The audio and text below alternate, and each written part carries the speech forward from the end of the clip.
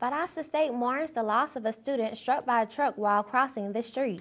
And Lanier County deputies investigate the death of a man whose body was found early Friday. We'll have this and more. Your News Valdosta starts now.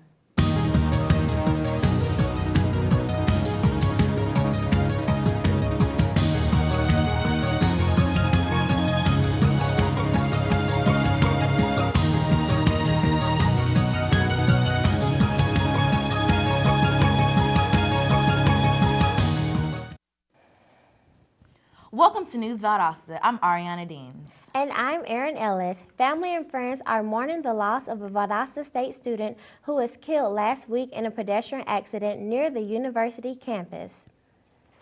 Valdosta State University President William McKinney announced early Saturday morning of the passing of 21-year-old Lizzie Lomar. Lomar was struck by a Chevrolet Silverado on Wednesday while crossing the crosswalk with the pedestrian light. Police say Lomar was struck by a Chevrolet Silverado driven by Michael Lasley, 21 of Albany. Lasley is being charged with failure to yield to a pedestrian in a crosswalk. Lomar was a senior mathematics major and 2011 Valdosta State soccer player from Lawrenceville, Georgia.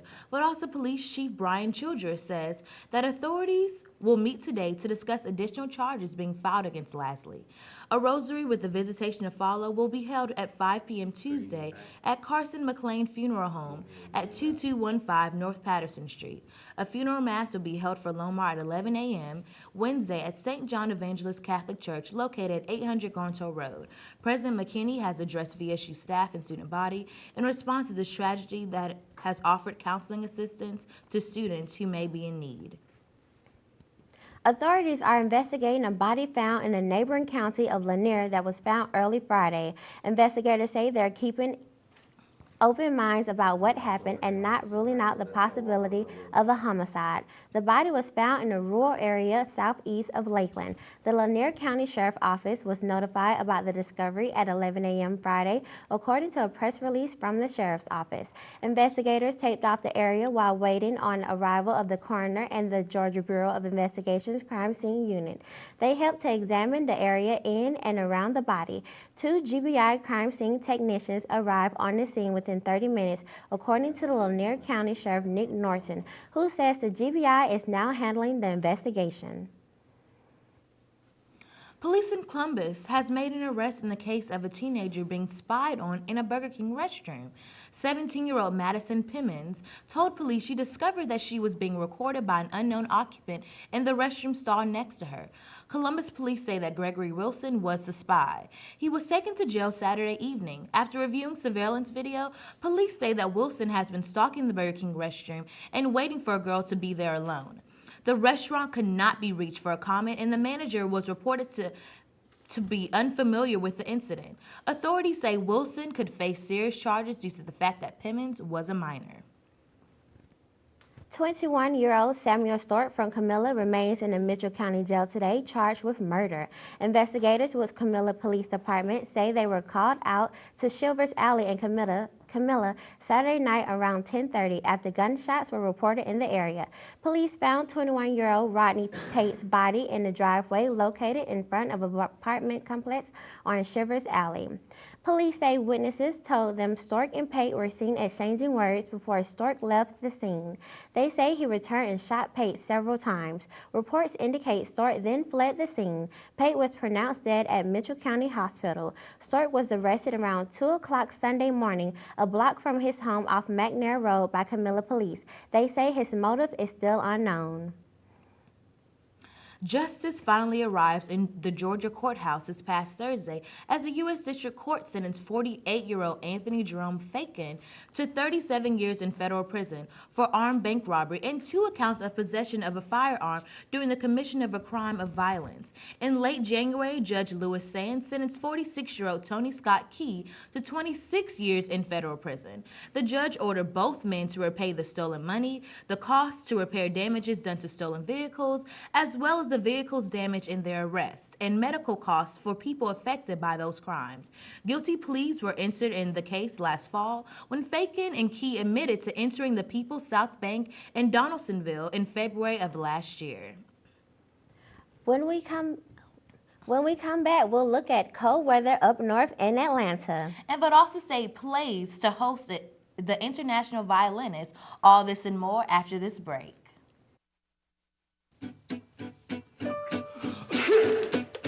Danse, balance, suis la cadence, ondule bien tes hanches au bal du dimanche.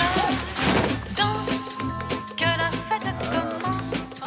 Dans ma belle robe blanche, je suis ton chou. You didn't give up on sex.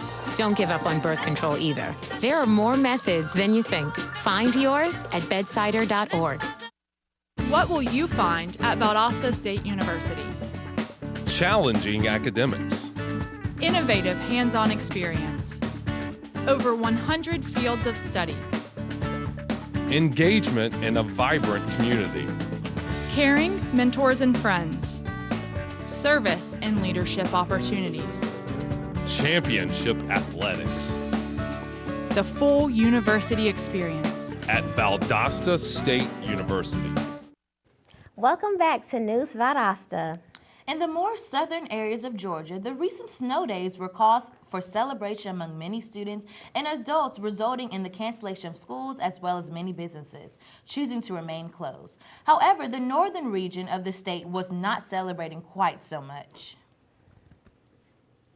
After massive traffic jams, airport delays, and accidents, Governor Nathan Deal has decided to take action. Governor Nathan Deal has announced the formation of a task force that includes various state and local officials, meteorologists, and business leaders charged with making recommendations to improve the state's response to recent weather events. 2 inches of snow fell on the metro Atlanta area last week and brought traffic to a standstill. Deal and other state officials have faced considerable criticism for the state's response to the snow, which left tens of thousands stranded on the icy gridlock roads. The governor says his office is working on a public alert system similar to the one used for missing and endangered children that will be used in certain weather situations. The new system could be put to test tonight. We'll have more on the weather later this newscast. As the creator of the world's most popular social media site, Mark Zuckerberg is continuing to innovate by creating a Facebook magazine app called The Paper. The company explained in a news posting that you can customize Paper with a choice of more than a dozen other sections about various themes and topics, ranging from photography, sports, food, science, and design. Each section includes a rich mix of content from emerging voices and well-known publications. The new app will compile your Facebook feed and make it into sections that you will follow that specifically interest you, allowing the user to only access things of their own interest. After the release of the app last week, the company's stock rose an incredible 18%.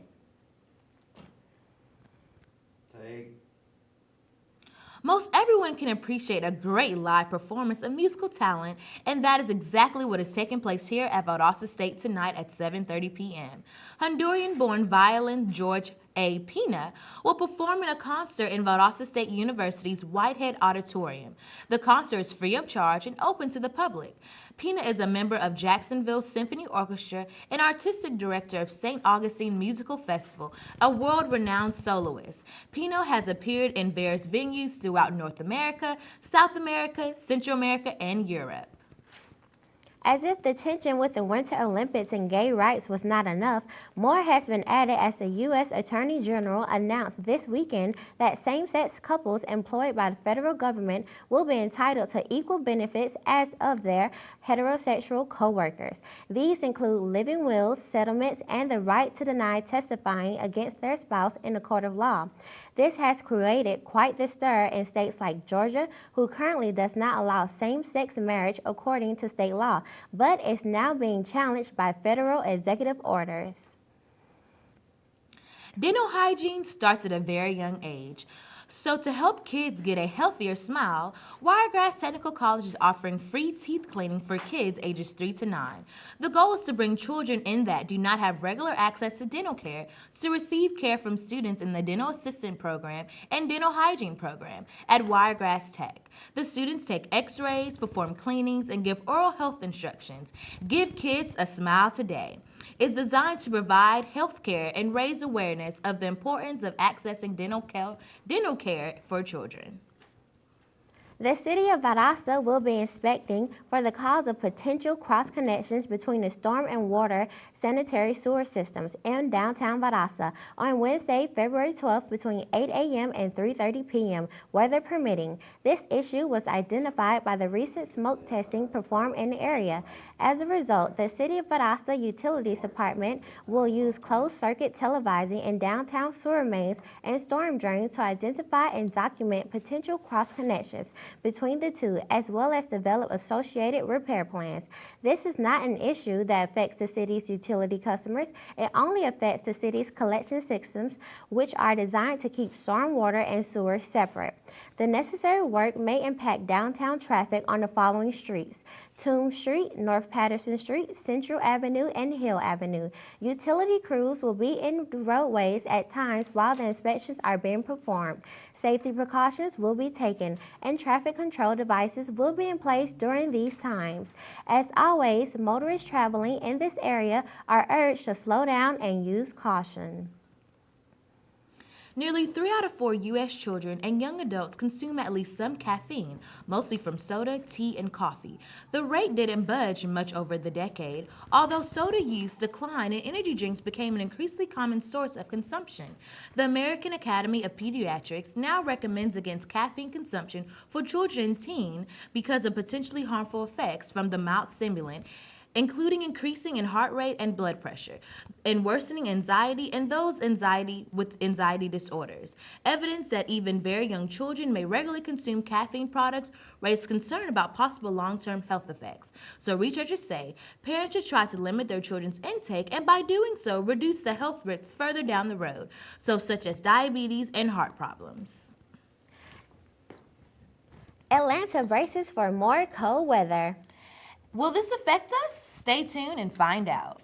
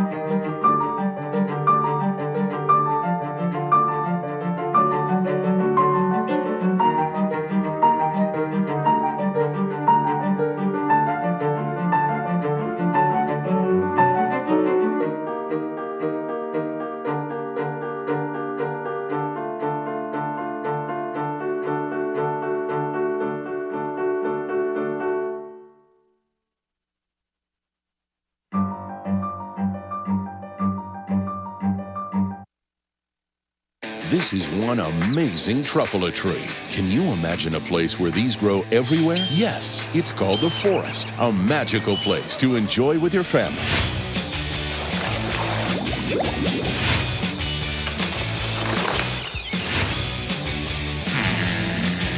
Ooh. So discover the forest and explore all the wonder that's there. Visit discovertheforest.org to find a forest near you. Welcome back to News Valdosta. Let's take a look at the weather with Claire Concevita. Claire, how's the weather looking today? Thanks, Ariana. The South is preparing for another round of winter this upcoming week. The National Weather Service has dubbed this storm, which will stretch from the Midwest all the way to the East Coast in parts of the South, Winter Storm Pax. Similar to Winter Storm Leon, the first stages of the cold weather will start with freezing temperatures, rain, sleet, and snow. However, weather analysts suggest that South Georgia, such as Valdosta, will not get hit as hard as North Georgia did during Winter Storm Leon. But we will feel some effects of Pax, however, with some rain later in the week and evening temperatures dropping all the way to the 30s by Friday. But on a brighter side, Valdosta's current weather is far from cold. If you think you enjoyed yesterday's beautiful sunny weather, then I bet you're enjoying today's weather as well. With a high of 73 degrees today, spring may just be hinting that it's right around the corner. Today, you'll also see some partly cloudy skies, but that doesn't mean that rain will ruin today's warmth. There's going to be a 0% chance of rain, so there's no need for that raincoat. And here's an extra bonus to today's wonderful weather. Humidity levels are at a low of 65% today, so even if we're in South Georgia, no one's hair will get out of hand. Tonight, expect the weather to get a little bit chilly with a light wind at 5 miles per hour. Temperatures will drop to 49 degrees, so if you plan to go outside this evening, bring a jacket with you. Again, there's a 0% chance of rain. However, if you want to go stargazing tonight, expect some partly cloudy skies throughout the evening. Tomorrow, the weather will be giving us a bit of a nippy attitude throughout the day. The temperature will drop about 9 degrees tomorrow, giving us a high of 64 degrees.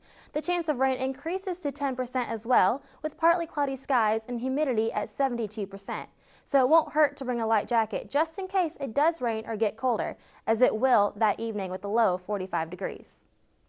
The UV index today is at a level of 5, which is quite moderate for us. With partly cloudy skies and 73-degree weather today, the sun will want to hang around outside with us as well at some point, so don't forget your sunblock. Now today's pollen alert is just a bit higher than it has been in the past few weeks. We are at a moderate level of 5, which just hits the pollen chart medium level for today. So don't forget some Claritin if you do have issues with allergies. But don't worry, tomorrow our pollen count will be right back at a low of 1.3 thanks to that increased chance in rain. Talking about hot, when we come back, we're going to take a look next at Blazer Baseball with Allison Brooke, so stay with us. Today is Saturday. Today is Saturday. Yeah. Salad on Saturday, fruit on Friday, throw a ball Thursday. Water Wednesday, touch your toes Tuesday. Let's move Monday, swap snacks Sunday. All the healthy children eat well and move a lot. And move a lot. And move a lot. Eat well and move a lot. 60 minutes of physical activity a day and eating well can help get your child healthy. So keep them active and eating well every day. Skip a rope Saturday, freeze tag Friday, tap dance Thursday. Whole grains Wednesday, try a veggie Tuesday. Let's move Monday, split the sweet Sunday. Eat well and move a lot. Today is Saturday. Yeah. Today is Saturday. All the healthy children, all the healthy children. Get ideas. Get involved. Get going at letsmove.gov. That's letsmove.gov.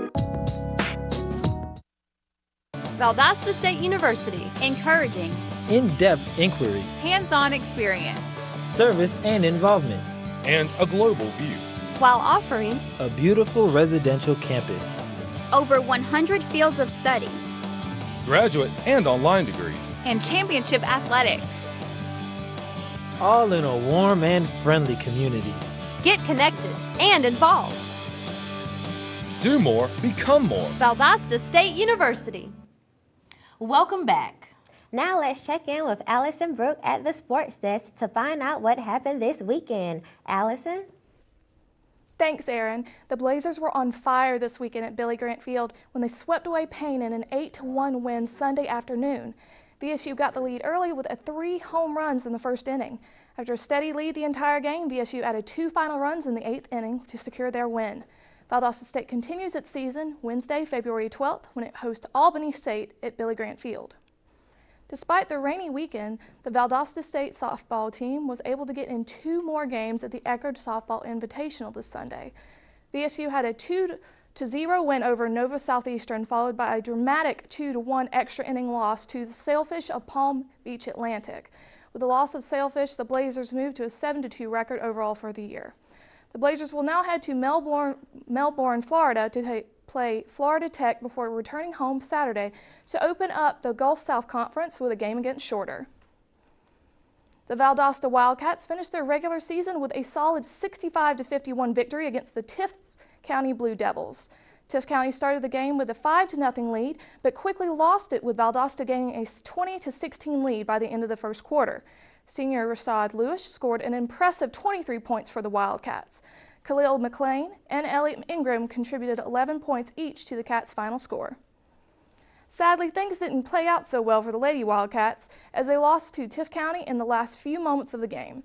In the final 5 minutes, Destiny Covert tied the game for Valdosta with a tie of 38-38. Tiara Phillips then put Valdosta in the lead with a score of 40-38. Things were looking up for the Wildcats until the Blue Devils tied everything up in the last minute. The Lady Wildcats finished their season with a 15-10 mark. Georgia proudly sent 2 competitors to the Sochi Olympic Winter Games. Kyle Carr of Peachtree City is competing in speed skating short track and the 5,000-meter relay. Elena Myers from Douglasville will compete in the bobsled competition. Be sure to check out the Winter Games event schedule so you can cheer on your fellow Georgians.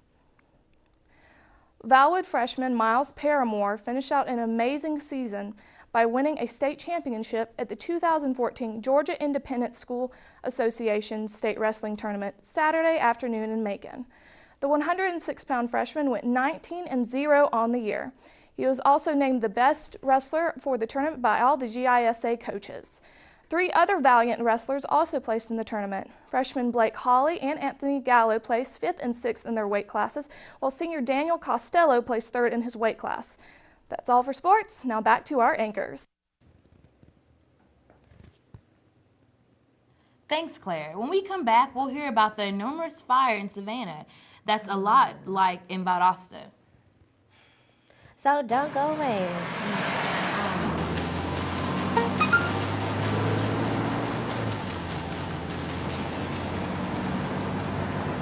The average text takes your eyes off the road for nearly 5 seconds.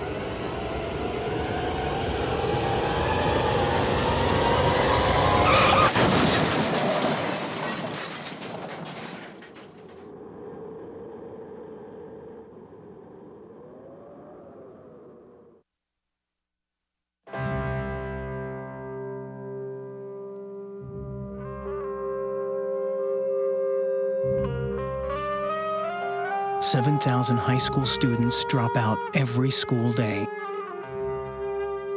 That's a line of desks more than 4 miles long. We can keep students in school. Visit boostup.org and take the first step. Welcome back to News Valdosta. Maybe you remember the huge fire that heavily damaged Valdosta Industrial Park last year. Now it looks like Savannah is dealing with the same kind of problem. An area of Savannah went in flames when the rubber factory burst into flames. Fire officials aren't sure what the cause of the Saturday night fire and are still investigating, but they say they fought the blaze that turned 5,600 gallons of rubber. The fire was contained last Saturday night, but is still burning. Firefighters say it should burn out within the next few days. No evacuations have been called and all employees of the factory are safe and accounted for. The Sable Trail pipeline might be coming to Colquitt County. The company that is building a gas line from Alabama to Florida would like to have it go through the county, but the county is still considering its options concerning an interstate pipeline. The proposed project has seen some resistance in the county, spearheaded by the owners of the land that the pipeline will cross through. Law officials from Valdosta and Lowndes County will be honored at a banquet and fundraiser sponsored by Valdosta Rotary Club. The fundraiser is used to help officers when they are injured in catastrophic emergencies like fires, floods, and by unexpected illness. The Rotary Club says this is a great way for the city to show support for the officers that keep the community safe. The banquet and fundraiser will be held next Thursday night, February 20th from 6 to 8:30 p.m. For ticket info, you can visit the club website at leaddinner.com. Saturday afternoon was full of music for the Annette Howard Turner Center for the Arts. That's because the center held its first ever Bluegrass Expo for kids, featuring performers from North Florida Bluegrass Association. Their players spent the day educating kids about this traditional type of folk music. The kids even had a chance to make music themselves, learning the basics of the fiddles, dobro, and banjo. Lowndes County Schools recently held their annual spelling bee. There were 22 students who participated in the contest, representing all 10 elementary and middle schools in Lowndes County. And the contest came down to the brother and sister, John and Joyce Liu. Joyce is a 7th grade student at Hayhira Middle School, and John is a 4th grade student at Westside Elementary School. The brother and sister duo competed against each other spelling up to 30 words until Joyce Lou finally overcame her younger brother. Although he didn't win first place, John did come in second, and Crew Kane Allen of Clayfield Elementary won third. That's it for our program today. Thanks for watching News Valdosta. I'm Erin Ellis. And I'm Ariana Deans. Join us again next time.